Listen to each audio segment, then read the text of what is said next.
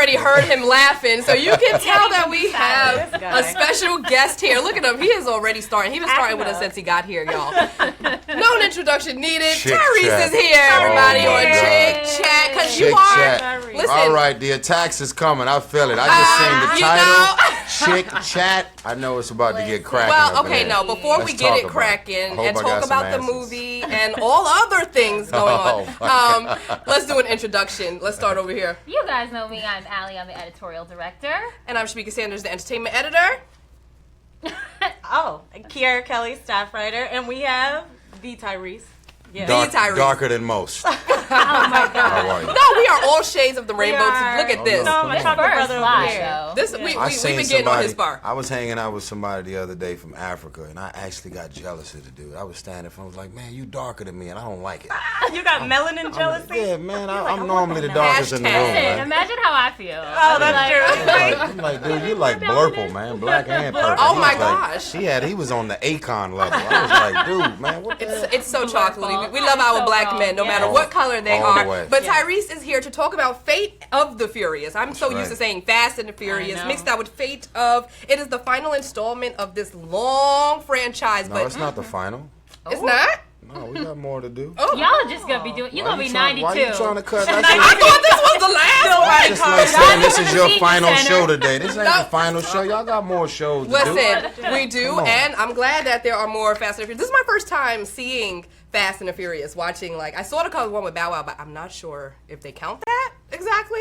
But it was good. That was a long time ago. That was a long time ago. When you first signed on for the movie, did you expect it to be this ever ongoing thing? No, not at all. I mean, Fast and the Furious was my second movie. I did Baby Boy, and then I did Fast and the Furious second. So, I mean, for me to still be doing Fast and the Furious, that's like doing like 8 parts of Baby Boy or something. It's like, it's all unreal. I mean, you would hope to continue doing a movie that people like. I mean, some people's like, another one? When are y'all gonna be done with this? That's just like saying that if I put $40,000 into a house and I was able to flip it into $400,000, that at a certain point I should get out of real estate. Like, it's crazy. Okay. If you flipping your money, listen. If you flipping your money, if the audience is getting bigger, the box office receipts are getting bigger, the fandom is getting bigger.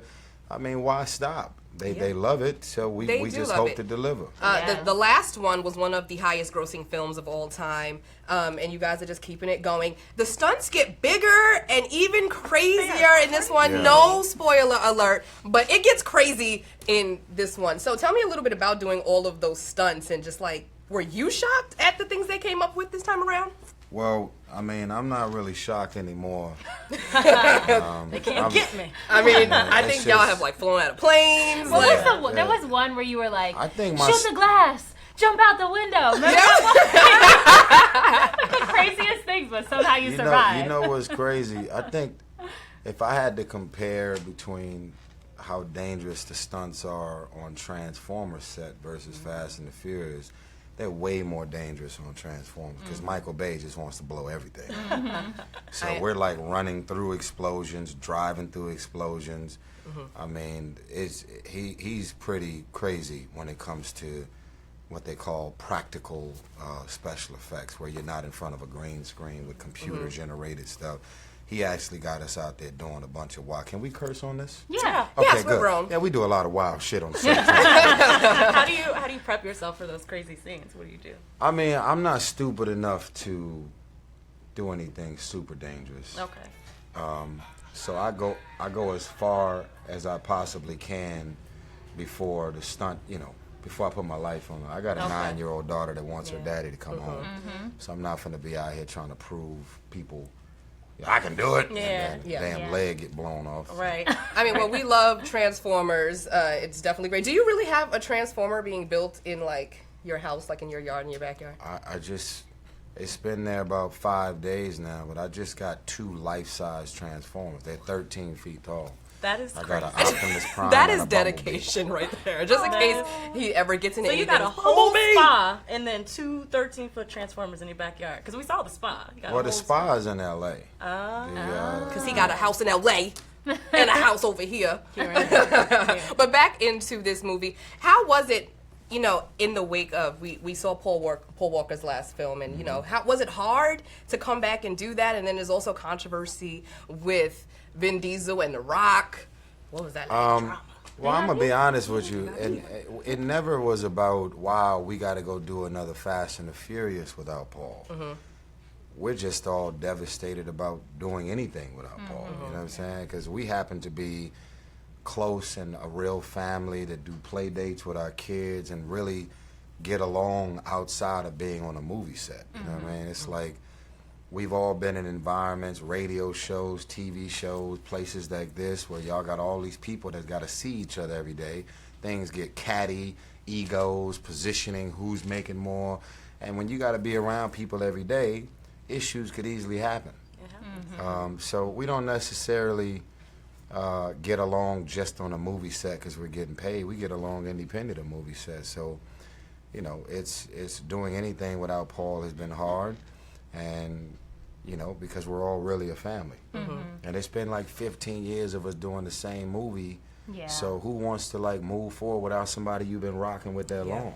Wow. I imagine it's also sad too. Like, is his spirit ever on set? This is a real thing though, because we're very spiritual. Did he ever show up and give that kind of thumbs up or like? Well, we feel his presence every day. I'm not going to get into Paul Walker ghost showing up and Well, create no conspiracy theories. His ghost showed up in my trailer. He was talking to me. listen. Ghosts are not a conspiracy. Listen, we're not going to get into that, but we are reading your questions and comments. People, I can't wait to go see the movie. People are saying hello, not The Rock and Vin. Shanika says They don't want it. They don't want it. They don't want it. Problem. But also, we want to say congratulations because Tyrese's beautiful wife is here with us. Hey, girl, hey! Look at She over has there. fabulous shoes on today. Yeah. She does, and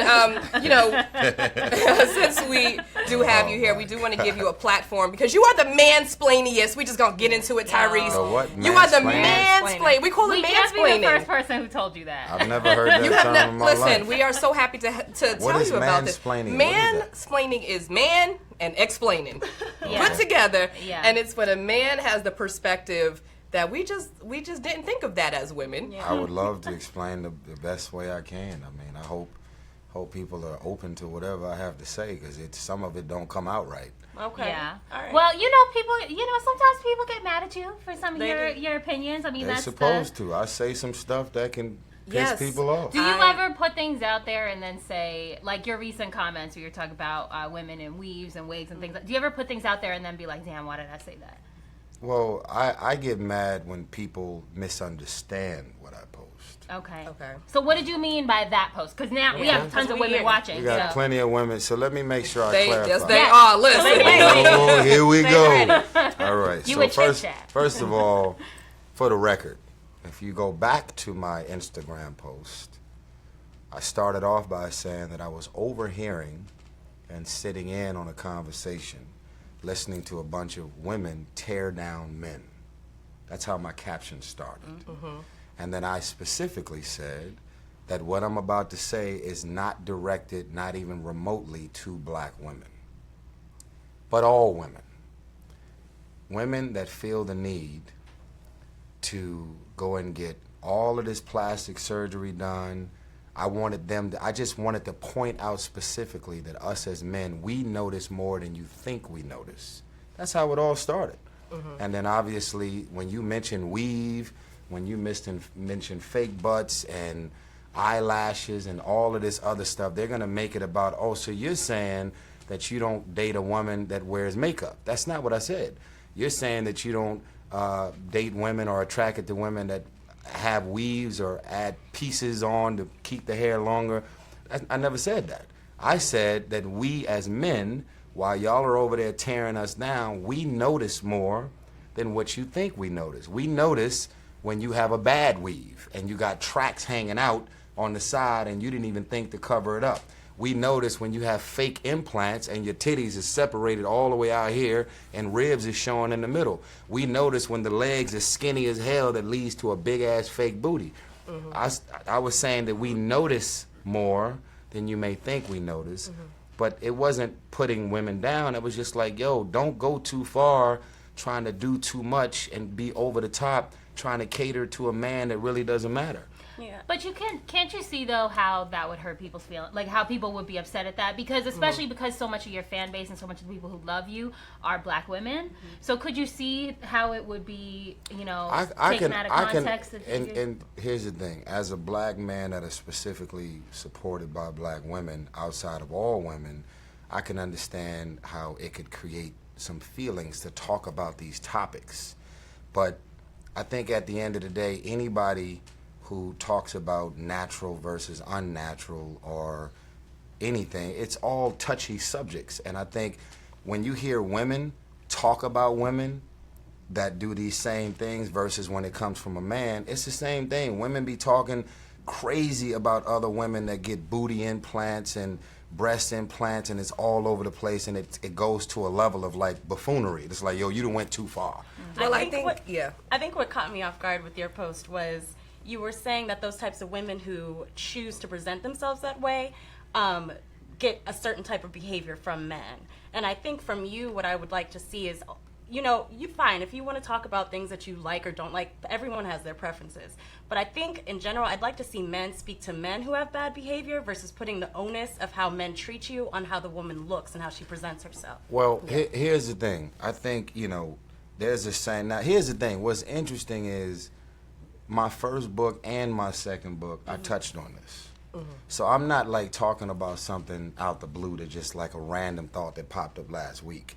Me and Rev even talked about it when we had our show on OWN. Like, it's the same. It's like an ongoing dialogue about preference, comfort zone, how women attack women, how men think and feel towards women, and vice versa. It's a relationship dialogue. And it's a preference dialogue. And I'm not here to be politically correct. I know that these topics and subjects are uncomfortable, but I just have to go on record, not for the sake of sales, not for the sake of feeling like I'm about to lose my own demographic. I did not target black women. My mama's black. I got sisters, family that wear makeup, weaves all day, every day. I'm talking about the women who specifically go too far and they get lost in the surgeries and just doing too much for whatever those reasons may be. And I'm like, if you keep on putting on those right quick outfits, you're going to keep attracting right quick men. Okay, and so that's how I feel. I know we do have to wrap it up, but I do just want to add, do you sometimes feel that men commenting, to piggyback off what Kiara said, always having a comment about what women do can be problematic? And also, this like perpetual state of black women and the race and all of this, it's something that is big in entertainment. So we can't talk about just tearing it down and not talk about how it started to begin with, and then it seems like we're throwing rocks at a glass mold that we also helped build and create. Well, here's the thing. I think at the end of the day, if when it comes to music videos or movies or what seems to be the usual go-to, the women that are in music videos aren't necessarily the ones that a man could say, oh, the ass is fake and big and crazy, I'm gonna marry that. I mean, you do whatever you need to do, and whatever the job and opportunity may be, but it's entertainment, right? So if you look at most of us, right, and the woman or the women that we end up actually settling down with, we might be having sex and wilding out and clubbing and turning up with a certain type of woman, but it don't necessarily mean you're gonna marry that, right? So you got to know the difference. So, and that's just me. Right. And I'm not offended by nothing that y'all said. I'm not offended by none of the comments. I think right now, when it comes to a dialogue, the reason why most of us as men, specifically black men, entertainers, the reason why a lot of us don't talk about how we feel about politics and relationships and the way we see things is because we're afraid of getting attacked on our timeline, but I'm not afraid.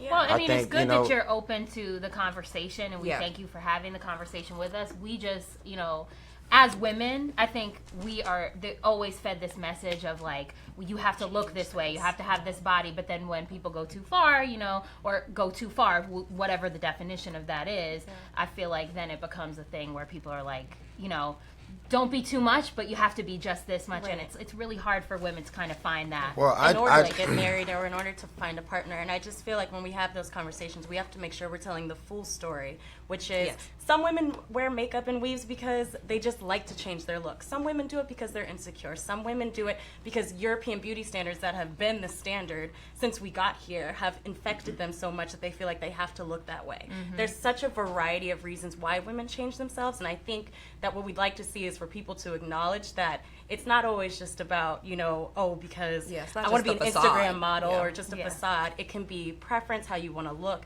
It's just a really nuanced, larger conversation. And I feel like again, if you go back to that caption that had everybody talking, I specifically pointed out a certain type of woman with certain type of motivations. Okay, and I'm not cleaning it up. My post is still there. Unfortunately, what I wrote is still there. So if you go back to the post, I'm not saying, like, I look at y'all and I'm like, there's a certain class and sophistication about y'all, and I was not pointing out y'all, whether y'all hair is real or not. I was talking about women that go too far to cater to men and the buffoonery of life. And then I specifically put up another video that showed this woman in the gym. Her ass was all the way out here, her legs was this skinny, and she was like on some type of Stairmaster machine looking like a straight clown. Yeah. And that's how I feel. We can go on about this. Women say that about women, and dudes say it too. And I was generally saying, ladies, while you can sometimes find yourself tearing the man down about our flaws and shortcomings, I want y'all to know that we see and notice everything too. That's it. Well, thank you for coming and talking about it. Yes. I ain't afraid. Yeah, no, we appreciate it. We're going to keep talking about this. You're dating the Furious. You be doing stunts. We know you ain't scared. Listen, the stunts he did, I can't even tell you what they are, but he should have died any time in the movie. I do want to say that I don't put up things on social media because I'm bored. I don't do it for the attention. I just want y'all to know, like, we live in a generation of entertainers that are literally afraid to express whatever it is they may thinking and feeling about everything because they just get attacked. And whether the attacks come, whether I cause them on myself, like, this was the craziest thing ever. Now, clearly my wife is multi-ethnic. We, about maybe 8 months ago, on our own. Okay, all right. My manager's telling me to wrap it up, but I'm gonna get it out because we want to hear that. Yeah, no, absolutely. About 8 months ago, we was having this conversation, and I said to my wife, I said, baby, you know what's so crazy? I've always wondered, like, what I'm actually mixed with, right? Like, everybody say, because I've been to the Bahamas, and they said one of the most popular last name in the Bahamas, last name is Gibson, and I was like, damn, am I Bahamian?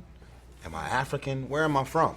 So we had this conversation, and then I said, you know what, baby, let's go and get what do you call those? The ancestry. The ancestry thing. So we did it, and the results came in, and we both was like in the bed. We was all happy to like open up the envelope, and we got all of the different ethnicities, and I think, well, baby, I was mainly mixed with what? But I know it's definitely African. She's like, you black. You was black. You can't escape. You the blackest. 90% in. Yeah. You was black. But I was Congo. I was mainly Congo. Yeah. And then they had all of my other ethnicities. And then my wife came in. It's like 40% black. What is it, 46? Yeah, I was like 46% from Ghana. Mm-hmm. And then it was Jamaican. And then it was European. What is it? We might as well. Yeah, I know, but she's on camera. Just, I'm gonna wrap this up. Just give me the. It was 46. I was like 46% African. Yeah. Ghana, Native American, and European. Right. Got it. So we was just really bugging. So the controversy around me making this beautiful announcement about the best moment of my life, when I put up there hashtag my black queen, I actually thought it was going to be something that people are proud of. It's going to be like, wow. Because, you know, there's a reputation that black men are supported by black women their whole career, and as soon as they become millionaires and super famous and rich, they turn their back on black women and then jump ship, get with Asians, Latinos, white girls. And I've actually never dated a white girl or Latino ever in my life. Specifically, like you're a Mexican, Latino, Dominican, Puerto Rican. I've never dated a white woman, never dated a Latino ever in my life. Asian, my preference is black women. Mm-hmm. So I was very proud to put up #MyBlackQueen. I had no idea that the controversy was going to follow my hashtag. I mean, of course, she's multi-ethnic, but I was proud to say that. So we was both at the house. I was like, damn, baby, if I had known that putting #that was going to cause all of this, the last thing I would have done was created something that was so positive and had it to spin into something negative. So it's just very interesting when you're dealing with the internet. Yeah, of course, of course. And because this is the internet, we can't be here all day, but we really enjoy and thank you for coming by and clearing up and being so open. I think, this is... I mean, listen. And congratulations. You can't be on social media, be a public figure.